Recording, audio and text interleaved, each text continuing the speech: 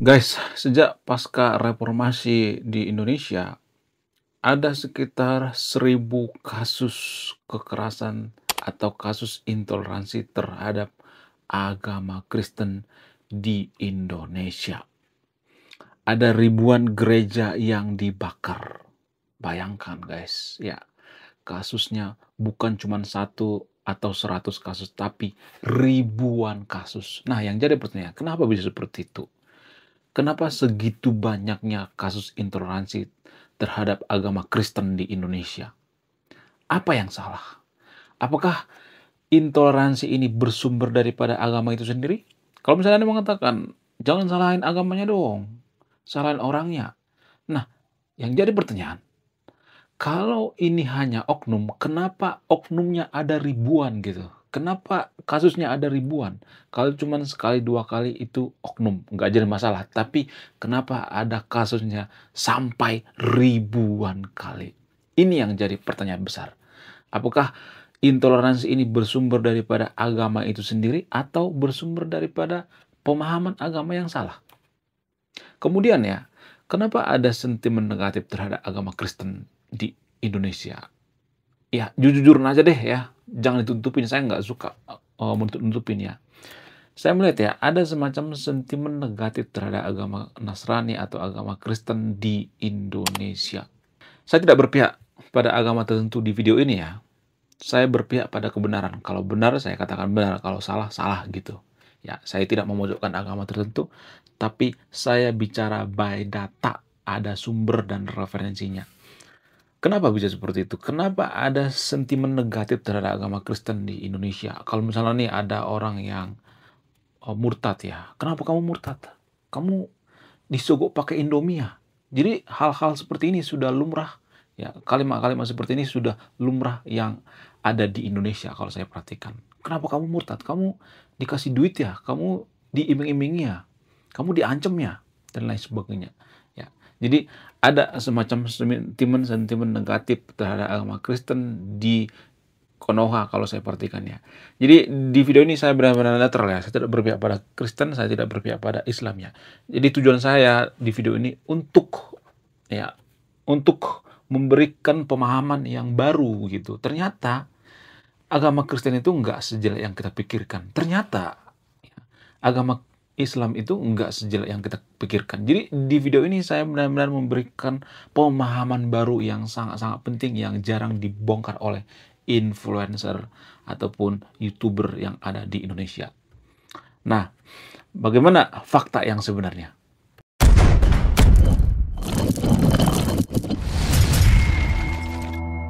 Sebenarnya kalau boleh jujur ya, terutama agama Samawi ya.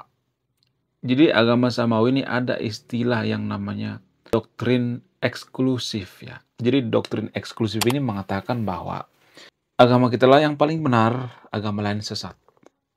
Agama kita lah kebenaran yang sebenarnya. Jadi karena ada doktrin seperti ini, maka ya banyak pemeluk agama berpikir bahwa agama lain sesat dan harus diberangus gitu. Nah, pemikiran seperti inilah asal muasal daripada intoleransi sebenarnya. Dari mana sumber ini berasal? Dari agama itu sendiri. Ya, saya harus jujur mengatakan bahwa kadangkala sumber daripada intoleransi itu ya nggak semua agama tapi ya cuman agama tertentu yang ada di Konoha ya. Intoleransi itu bisa aja bersumber daripada agama itu sendiri. Kalau ada yang mengatakan, enggak kok, bukan dari agama itu sendiri sumber daripada intoleransi. Nah, yang jadi pertanyaan, kenapa ada sampai ribuan kasus? Kalau cuma 1, 2, 3 orang itu kan oknum. Tapi kenapa ada sampai ribuan kasus? Berarti itu artinya, agama tertentu yang ada di Konoha ini, ya ada semacam prinsip atau tradisi agama yang mengajarkan tentang bahwa agamanya yang paling benar, agamanya yang paling suci, agama lain sesat. Inilah bibit-bibit daripada intoleransi. Ya. Kemudian selain itu, pemahaman agama dalam agama mayoritas di Konoha kalau saya perhatikan ya, mereka berprinsip bahwa Tuhan mereka yang paling benar gitu. Mereka tidak mengakui bahwa Tuhan semua agama itu satu, enggak.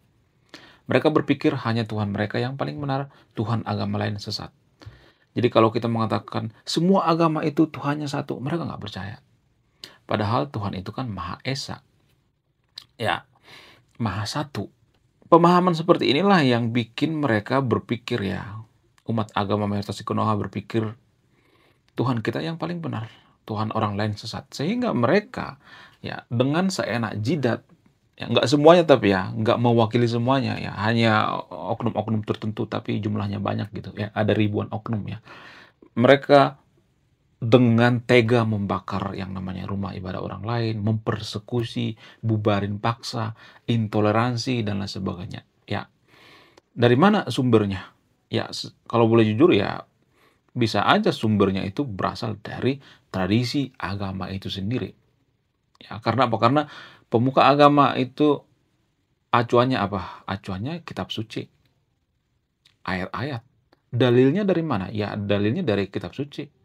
Pemuka agama itu kalau misalnya ada di Konoha misalnya nih ada pemuka agama mengatakan pemberian izin pembangunan rumah ibadah dengan orang lain itu dosa besar. Kalau misalnya ada pemuka agama mengatakan seperti itu ya, ya kalau misalnya ada mengatakan seperti itu, dari mana dia belajar? Dari kitab suci mereka. Ada tuh ya di Konoha seperti itu. Pemuka agama mayoritas di Konoha yang sangat dihormati, inisialnya U, ya, akhirannya S. Dia pernah mengatakan di salah satu video YouTube, bagaimana kalau kita punya wewenang untuk memberikan izin pembangunan rumah ibadah orang lain seperti gereja, kelenteng, dan sebagainya. Maka pemuka agama ini mengatakan, pemuka agama kondang ini mengatakan, itu dosa besar. Ya, itu dosa jariah, katanya seperti itu ya. Jadi itu artinya bisa aja kasus-kasus intoleransi itu bersumber daripada agama itu sendiri, ya kan? Jadi selama ini kita selalu mengatakan jangan salahin agamanya dong, salahin oknumnya gitu. Jangan salahin agamanya dong ya. Ya, salahin orangnya. Tapi kalau orangnya yang salah kenapa ada ribuan gitu kasus-kasus kekerasan terhadap agama Kristen di Konoha? Itu yang jadi pertanyaan besar kan. Cuman ya kita itu secara antropologi ya, kenapa kita itu selalu mengatakan bahwa semua agama itu mengajarkan kebaikan-kebaikan? Dari mana asal muasal daripada kalimat ini? Secara antropologi, nenek moyang kita itu percaya bahwa semua agama itu mengajarkan kebaikan-kebaikan ya. Sebelum agama-agama impor datang ke Konoha. Kita ambil contoh misalnya seperti agama Sunda Wiwitan. Agama Sunda Wiwitan itu berpikir bahwa semua agama itu mengajarkan kebaikan kok. Sunda Wiwitan itu sangat toleransi, guys. Ya, bahkan kitab suci daripada agama Sunda Wiwitan itu berbuat baik. Mereka tidak pernah mempersekusi rumah ibadah orang lain, intoleransi terhadap agama orang lain, bakar rumah ibadah orang lain, nggak pernah. Ya. Jadi agama daripada nenek moyang kita itu sebenarnya rata-rata mengajarkan kebaikan kok. Parmalim misalnya, Parmalim ini agamanya orang Batak ya. Parmalim itu mengajarkan kebaikan.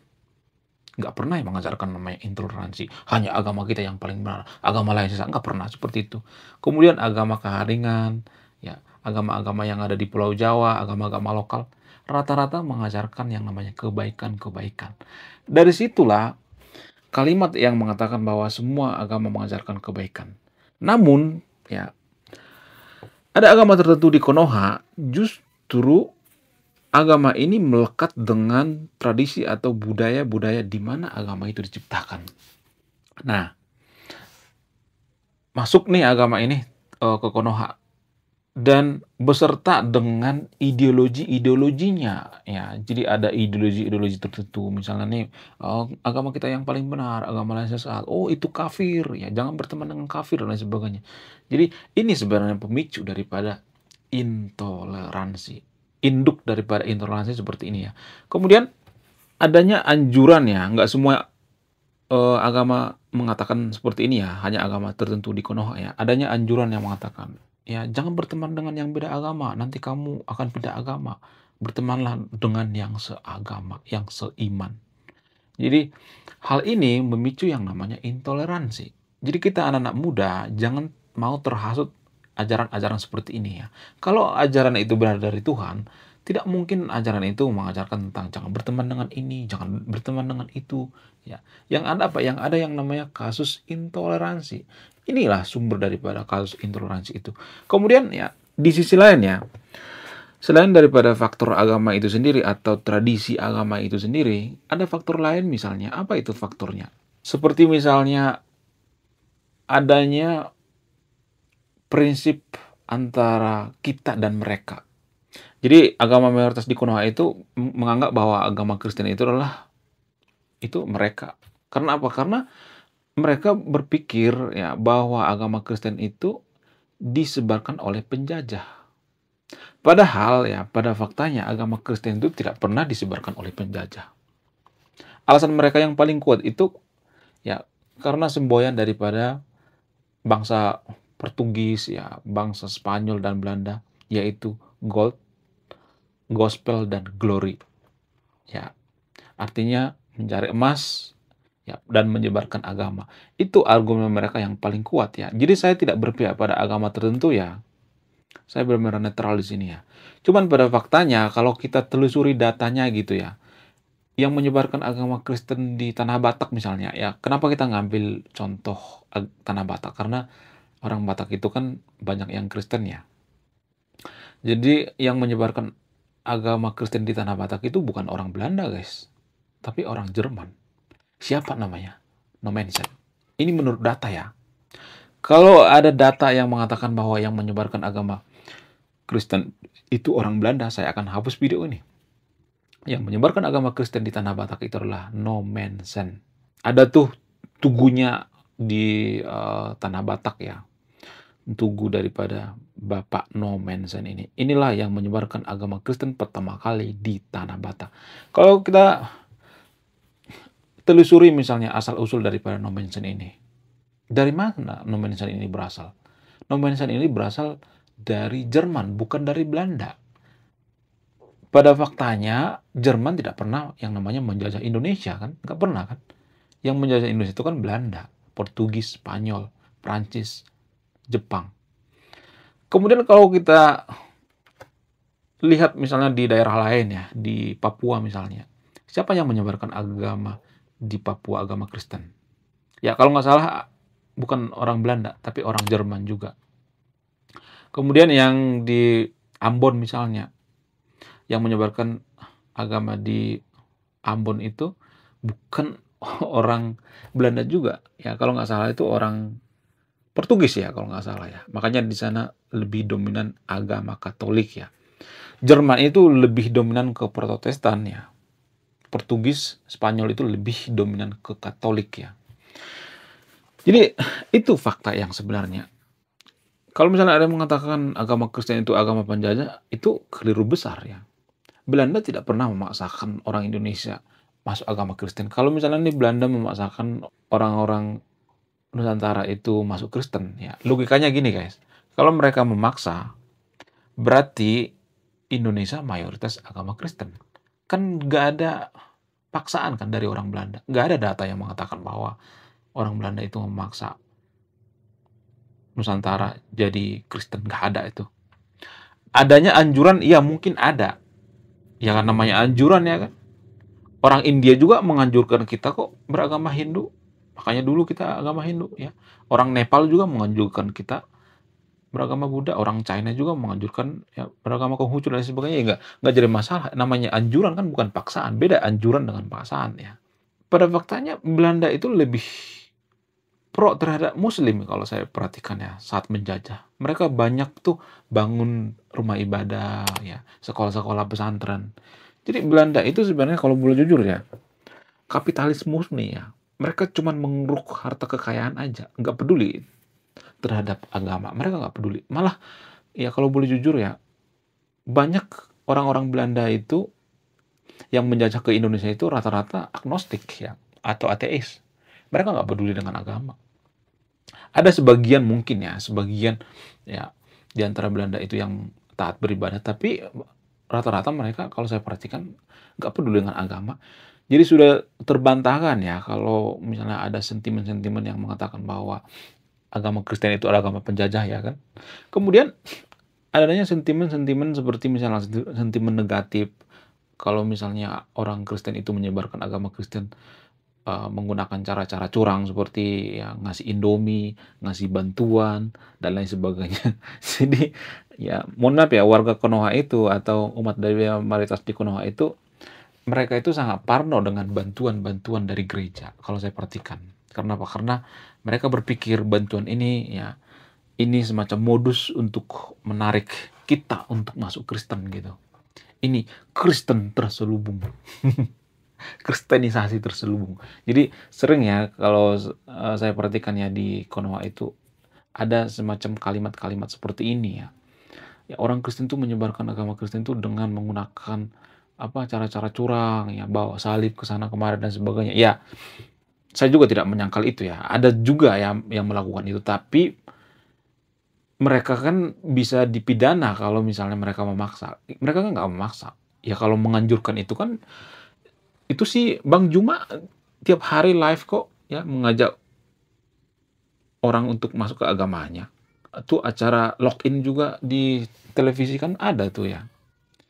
Habib Jafar dan lain sebagainya. Bahkan terang-terangan Habib Jafar mengatakan ya, ayolah masuklah ke agama kita, gini gini gini gini. Kan nggak jadi masalah kan?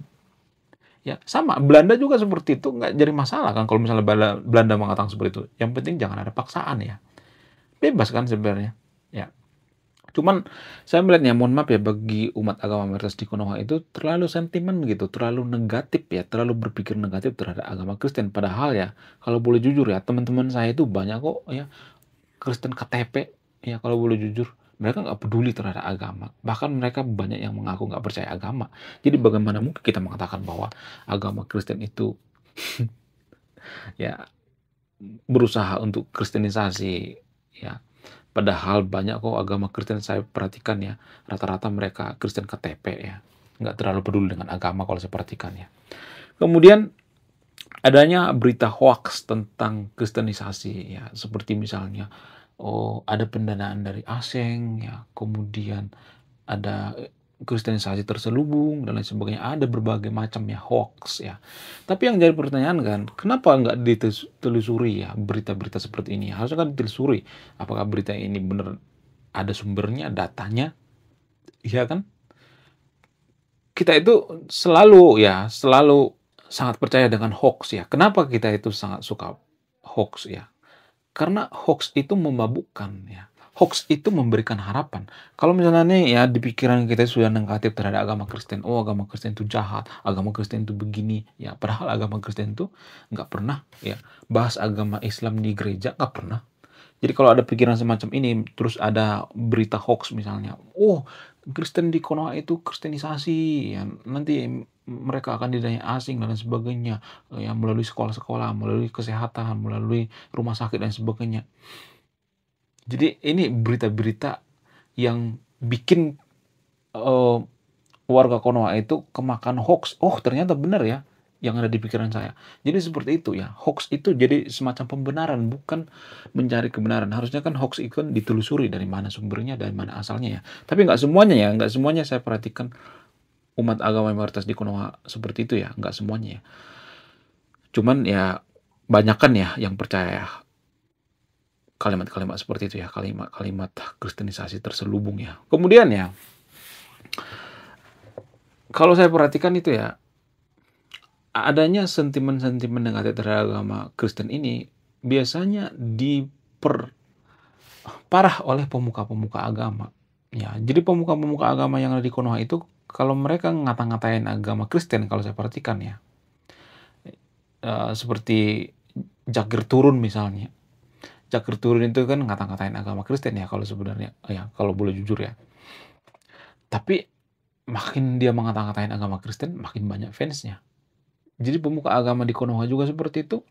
Ya, makin ngata-ngatain agama Kristen, makin banyak fansnya. Tapi saya tidak pernah melihat agama Kristen, ya pemuka agama Kristen di gereja ngata-ngatain agama Islam. Nggak pernah. Nggak pernah tuh ya di gereja ngebahas Al-Quran gitu.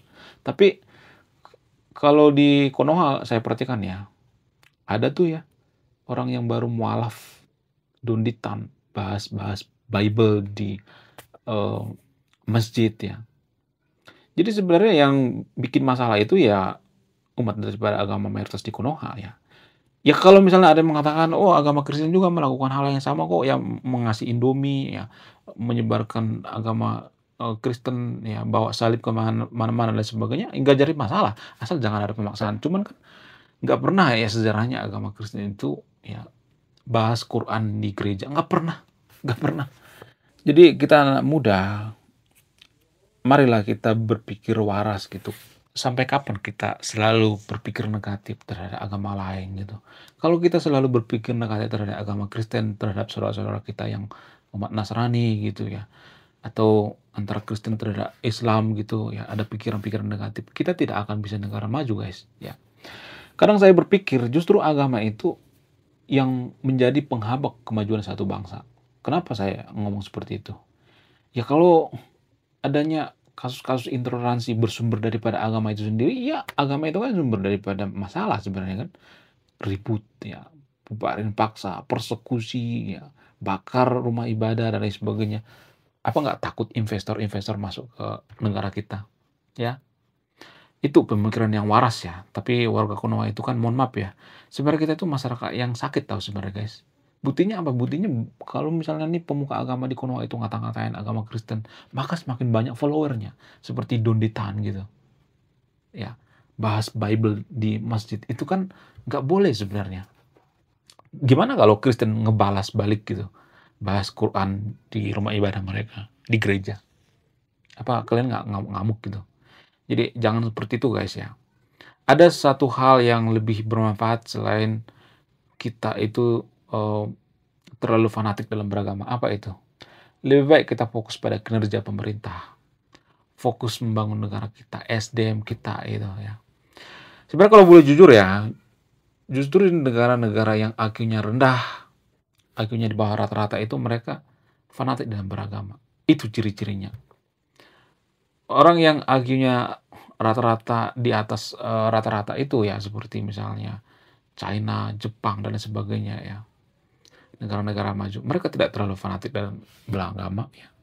Jadi fanatik dalam beragama itu sebenarnya akar masalah. Kenapa kita susah maju? Ya, oke. Sekian video ini, semua yang saya katakan di video ini hanya terjadi di Konoha ya, bukan di Indonesia karena orang Indonesia itu anti kritik, guys. Sekian video ini, saya kaum intelektual, salam rasional.